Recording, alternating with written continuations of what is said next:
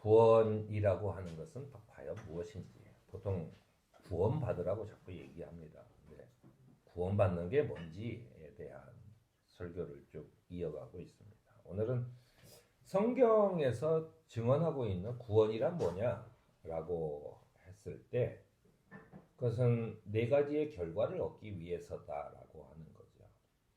첫 번째는 의인됨입니다. 내가 의인, 하느님의 의를 내가 받아서 하느님이 너는 의롭다라고 얘기하는 거예요. 이거는 정치 사회적으로 정의롭다는 것과 좀 다릅니다. 의롭다라는 칭찬을 받는 것 이것입니다. 그 다음에는 이제 화해입니다. 하느님과 나와의 화해. 그리고 하느님의 아들이 됨, 하느님의 자녀가 됨, 하느님과 한 가족이 됨 이것에 있죠. 그리고 나서 마지막으로는 그것이 뭐냐? 새로운 피조물이 되었다라고 하는 얘기입니다. 새로운 피조물. 우리는 이런 네 가지 결과를 얻기 위해서 예수 그리스도를 믿고 그의 삶에 참여해야 한다라고 하는 게 성서의 증언입니다. 먼저 의인됨이라고 하는 것은 의인이 된다는 것은 심판관으로부터 무죄 석방 판결을 받은 것과 같은 이야기예요. 그러니까 정의롭다는 것과는 좀 다르죠. 그러니까 심판관에게 내가 무죄 석방 판결을 받았다는 거예요. 너는 이제 죄가 없어. 하고 석방이 되었다는 거예요. 내가 갇혀 지냈지만 석방이 되었다. 사도 바울이 율법학자예요. 이 바리새 중에서도 가장 그 누구의 견주어도 지지 않을 만큼의 율법을 잘 알고 있는 사람이에요. 율법을 평생 지키면서 살려고 하는 사람이에요. 그런 바울이 이 예수 그리스도를 만나면서 본인이 깨달은 게 있어요. 그건 누구한테 배워서도 아니에요. 본인이 스스로 율법에 대해서 워낙 잘 알기 때문에 본인이 알고 지낸 거죠. 이 사도 바울이 볼 때 결국 구원을 받기 위해서는 내가 의인이 돼야 되고 하느님과 화해해야 되고 하느님의 가족이 돼야 되고 그리고 내가 새로운 피조물로 거듭나야 되는데 자기가 지금까지 믿고 있었던 율법으로는 아무것도 안 되는 거예요. 의인됨 이것도 안 되는 거예요. 내가 의인이 되려면 율법을 완벽하게 지켜야 되는데 사도 바울도 그 율법을 그 많은 조항을 완벽하게 지키고 살 수 없다는 거예요. 완벽하게 지키고 살 수 없다는 거예요. 예수님도 그런 얘기죠. 너는 안식일법을 어겼어 라고 얘기할 때 니네도 안식일에는 그 율법을 어기고 니네 가축들 물 먹이고 음식 먹이고 하고 돌아다니고 그러지 않냐? 그 율법을 다 어기는 거예요. 이게 율법이라는 것은 하느님이 사람과 하느님과의 관계를 좋게 하기 위해서 만들어 놓은 것인데 사람들이 거기에다 자꾸 어떤 법률을 추가해가지고 내가 남을 지적하기 위한 율법을 너무 많이 만들어 놨어요. 그러니까 나는 안 지켜도 돼. 남이 안 지키면 절대 안 되는 거예요. 그게 법이에요. 그게 율법이에요. 그게 율법이기 때문에 결국은 율법을 지켜야 된다는 사람도 구원 못 받고 그걸 못 지킨다고 이 낙담하는 사람도 구원 못 받고 아무것도 구원 못 받는 거예요. 인간은 원래 창조주이신 하느님의 보호와 사랑을 받으면서 그에게 의존하는 삶을 살아가야 합니다. 시냇가에 심은 나무가 시절을 쫓아 열매를 맺는 것처럼 내 뿌리가 하느님에게로 계속 있어야 끊임없는 양분이 들어와서 내가 사시사철 열매를 맺을 수가 있는 거예요. 그런데 내가 하느님과의 관계가 끊어지면서 나는 뿌리 뽑혀진 나무가 된 거예요. 그러니까 내가 이미 나무 속에 있었던 그런 그 물기와 이런 게 남아있는 동안은 그 열매를 맺고 뭐 할 수 있지만 그게 고갈되고 나면은 죽음을 맞이할 수밖에 없는 거죠. 하느님을 떠난 그 죄, 뭐 우리가 지은 것은 아니지만 하느님을 떠난 죄로 인류는 결국 하느님의 소속이었다가 죽음의 소속이 돼버린 거죠. 죽음을 벗어날 수가 없어요. 그 누구도. 그 누구도 죽음을 벗어날 수가 없어요. 결국 뭐냐면 하나님에게로 다시 돌아가는 것, 올바른 관계를 갖는 것 외에는 방법이 없다는 거죠. 그래서 사도 바울은 예수는 우리 범죄 때문에 죽음을 당하셨고 우리를 의롭게 하시려고 살아나셨습니다라고 얘기하는 거예요. 그러니까 의롭다는 것은 하나님께서 우리에게 너는 의롭구나라고 했을 때 우리는 뭐냐면 다시 넘어졌던 뿌리채 뽑혔던 나무가 다시 옥토에 심겨진 것과 마찬가지인 거예요. 그럼 나는 다시 살 수 있어요.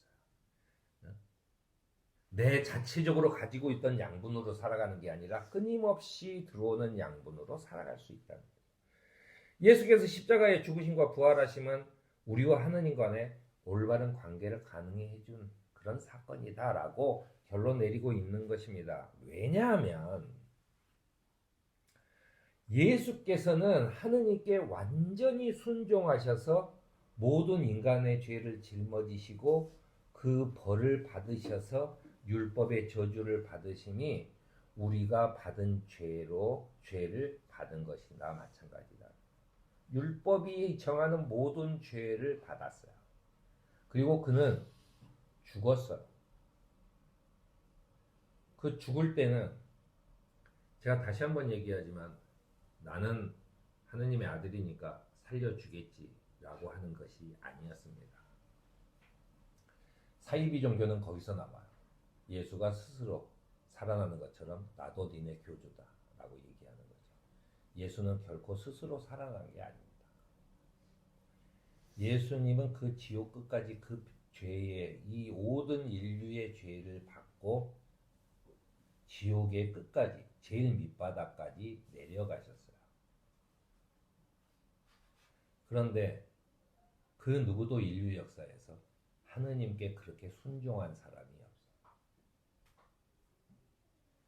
하느님께서는 그 예수에게 네가 진정으로 옳다라고 얘기를 하신 거예요. 그러면서 그를 다시 살려낸 겁니다. 그게 예수 그리스도가 완전히 인류의 죄를 지고 나 하나 죽어서 이 죄를 씻자 하고 진짜로 죽음에 자기 자신의 모든 것을 맡겨버렸는데 하나님께서 네가 옳다라고 하면서 그를 살려내셨다. 사도 바울은 이렇게 합니다. 하나님께서 그를 옳다라고 해서 살려냈기 때문에 우리도 그를 믿으면 우리도 옳다함을 받을 수가 있다. 그게 의로움입니다. 그게 의인이 되었다는 거예요. 사도 바울은 그러므로 그리스도 예수 안에 있는 사람은 정죄받지 않습니다라고 선언합니다. 우리가 그리스도를 통해 하나님 앞에서 더 이상 죄가 없는 사람이 되었으며 그러므로 우리는 믿음으로 의롭다 하심을 받았다라고 얘기해요. 믿음으로 그를 믿음으로 우리는 의롭다 하심을 받았다. 같이 받은 거예요. 하나님께서 예수 그리스도를 의롭다 하셨던 그 예수를 믿기 때문에 그의 순종을 믿기 때문에 그의 죽음을 우리가 믿기 때문에 우리도 의롭다 하심을 받았다라고 얘기하는 겁니다. 그러므로 인해서 우리는 예수 그리스도로 말미암아 하나님과 이제 좋은 관계가 된 거예요. 평화를 누리게 되었어요. 이제 하나님과 더불어 평화를 누리는 사람이 우리가 되었다라고 하는 얘기입니다. 그래서 의인이 된다는 것은 모든 고난과 불행은 인간이 지닌 그 한계, 뿌리 뽑혀진 나무처럼 한계 때문에 발생했는데 그래서 인간이라는 것은 정해진 인생의 그 기간, 나무 뿌리 뽑혀질 당시에 나무 속에 있었던 그 양분만 가지고 살아가다가 죽어가는 처지로 놓여 있었지만 결국 죽음에 갈 수밖에 없는 게 누구나 죽을 수밖에 없는 그런 상태가 되었지만 하나님께서는 우리의 한계를 뛰어넘을 수 있는 그런 원천, 셈을 우리에게 제공해 주셨다라고 하는 거예요. 그 생명의 원천을 우리에게 제공해 주고 계신다라고 하는 거예요.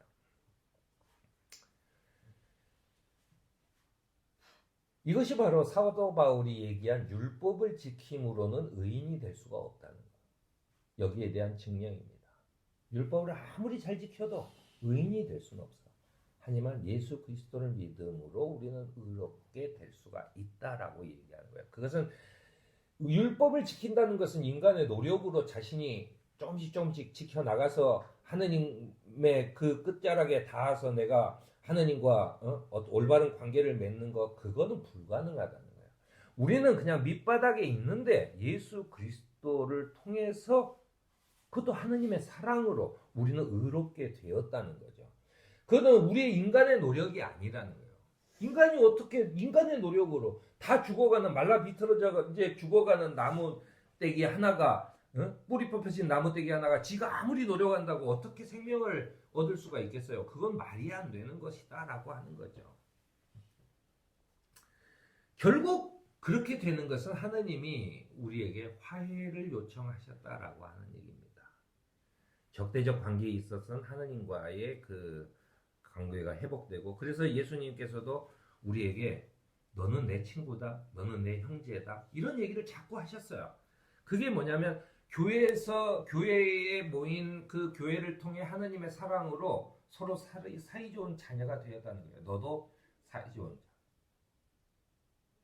그래서 이제 카톨릭이나 이런 그 몇몇 교회들은 교회 내에서 그 형제님, 자매님 이렇게 부르는 거죠. 사이 좋은 자녀가 되었다라고 하는 이야기입니다. 그 다음에 이제 하느님의 아들됨이라고 하는 것은 가족 관계에 관한 이야기입니다. 이스라엘은 과거에 하느님의 선택받은 하느님의 백성으로 하느님의 아들이라고 늘 불렸어요. 예수 그리스도가 나는 하느님의 아들이라고 했을 때도 그 사람들이 크게 놀라지 않은 게 하느님의 아들이라는 얘기는 굉장히 많이 쓰던 얘기였습니다. 그러니까는 별로 놀라지 않았어요. 그러나 그들의 불순종은 아들 같지 않은 행동을 계속하는 거예요.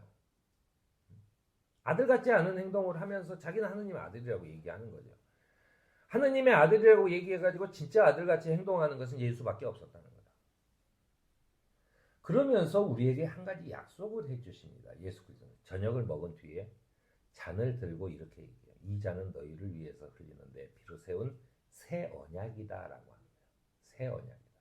이 새 언약은 우리는 그냥 이미 예수님 이후로 2000년이 지나서 교회를 쭉 다니면서 많이 들었기 때문에 뭐 새 언약이 그런 거겠지 라고 하지만 예수님의 새 언약이다라고 하는 선포는 엄청나게 큰 겁니다. 뭐냐면 하느님이 모세에게 우리가 쉽게 영화에서 보면 뭐 번개가 탁 쳐가지고 바위에 이렇게 글씨가 새겨지죠. 그 십계명을 주었던 그 계약서가 파괴됐다는 거예요. 율법이 파괴된 계약서를 찢어버리고 새로 다시 계약서를 쓴 거나 마찬가지.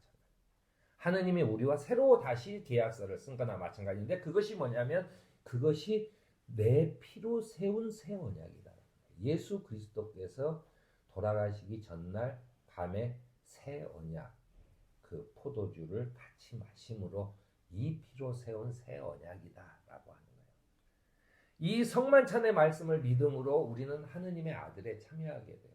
그의 피를 먹음으로 우리는 예수와 같은, 그래서 우리는 그 아들에 참여하게 되고 하느님의 아들이 되었다라고 하는 거예요. 자기 스스로 잘 살 수 있다고 주장하여 자신의 업적과 공적을 쌓는 데만 급급하는 것은 사실은 열심히 사는 것이 좋은 것 같지만 사실은 그건 불순종이에요. 왜냐하면 아버지를 못 믿으니까 내가 열심히 일해서 돈이라도 벌어야지 라고 하는 것처럼 아버지를 못 믿으니까 내가 열심히 신앙생활에서 해야지 라고 하는 거죠. 우리가 예수님께서 우리에게 들려줬던 동화 돌아온 탕자의 이야기에서도 그 탕자는 아버지를 위해서 아무것도 한 게 없어요. 오히려 그 큰형이 아버지를 위해서 엄청나게 노력을 했죠. 그런데 결국 마지막에는 어떻게 됩니까? 돌아온 탕자에게는 그 따뜻한 가슴으로 안아주는 아버지지만 그걸 시기하는 큰 아들에게는 야단을 치는 게 아버지. 그거예요.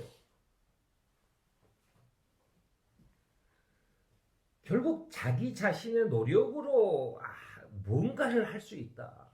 자기 자신 내가 얼마나 율법을 잘 지키는데 라고 하면서 남한테 그 온갖 갑질을 다 하고 하는 것 너희는 그런 것도 못하고 뭐 이러는 거죠. 율법 옛날에 율법학자들이 왜 남들에게 율법을 못하게 했냐면 대부분 다 그 가난한 사람들이에요. 가난한 사람들은 율법을 지킬 수가 없습니다. 왜냐하면 하루 벌어서 하루 먹기도 힘든데 주일날 쉬어야 돼. 이 안식일날 쉬어야 된다 그러면 그 사람들을 보고는 굶으라는 거예요. 그래서 이 사람들은 안식일날 금식을 해야 되기 때문에 금요일날 저녁에 잔뜩 먹어둬요. 배가 터질 만큼 먹어둬요. 그리고 하루 굶는 거예요. 가난한 사람들은 그 전날도 못 먹고 이날도 못 먹어요. 그래서 뭐가 생기면은 그냥 허겁지겁 먹기 바빠요. 율법도 못 지키는 아주 쓰레기 같은 인간들라고 얘기하는 거죠. 그런 것 속에서 무슨 구원이 일어나겠어요? 저주를 받지 않으면 다행인 거죠. 율법주의적인 고집은 이웃과 우리를 갈라놓게 만들어요. 하느님께서는 전부 다 평화롭게 살도록 하는 거예요. 모든 일, 하느님의 모두 지으신 누구도 다 하느님의 자녀들. 전부 다 하느님의 피조물이고 그런데 그들끼리 서로 싸우는 거예요. 나는 너보다 높아 이런 거죠. 예수님조차도 그렇기 때문에 인자는 섬김을 받으러 온 것이 아니라 섬기러 왔으며 많은 사람을 구원하기 위해서 치를 몸값으로 자기 목숨을 내주러 왔다라고 얘기하는 겁니다. 바로 그 점에서 예수 그리스도의 말씀이 우리에게 크게 은혜가 되는 거죠. 그래서 결국 우리는 새로운 피조물이 되었습니다. 우리가 받은 구원의 실체죠. 제가 이제 다음 주 설교는 우리는 이미 죽었다라고 하는 얘기인데 내가 그러면은 지금부터 예수 믿으면은 안 늙고 계속 살 수 있나요? 라고 하는 이야기에 대한 그 성경의 이야기입니다. 우리는 이미 죽었죠. 새로운 인간이. 사도 바울은 이거에 대해서 아주 자세하게 얘기를 해요. 아마 여러분들이 그 장례식장이나 이런 설교에서 많이 들어보셨을 것 같은데 어쨌든 우리는 새로운 피조물입니다. 지금까지 달라요. 그전에는 뭐예요? 율법을 지키는 또 유태인의 DNA를 가진 그 민족만 구원을 받았어요. 그 구원을 받은 것만 계속 얘기하면서 남들한테 끊임없이 공격을 가해요. 사정없이 미사일을 쏘고 뭐 하면서 저주하고 땅 내놓으라고 협박하고 이렇게 하는 거예요. 그런데 그 약속은 이미 파기가 됐고 없어요. 우리에게 새로운 피조물이 너는 내 백성이다라고. 그래서 우리는 새로운 피조물이 됐어요. 전혀 다른. 바로 그거죠. 사도 바울은 누구든지 그리스도 안에 있으면 새로운 피조물입니다. 옛것은 지나갔습니다. 보십시오. 새것이 되었습니다. 라고 얘기합니다. 오늘 읽은 시편에서도 이런 얘기를 해요. 주님은 나의 목자시니 내게 부족함이 없으라. 나를 푸른 풀밭에 누이시고 쉴 만한 물가로 인도하신다. 나에게 다시 새 힘을 주시고 당신의 이름을 위하여 바른 길로 나를 인도하신다라고 고백하고 있는 것입니다. 그러면서 나는 이제 주님의 집으로 돌아가 영원히 그곳에서 살겠습니다라고 하는 결단까지의 시를 우리가 아까 교독하면서 읽었습니다. 소명경체로 모인 우리도 주님의 부르심에 응답하는 삶을 살아가면서 주님께서 의롭다 하실 때 우리에게 의롭다 하실 때 기쁨으로 맞이하는 저와 여러분이 되기를 바랍니다. 네.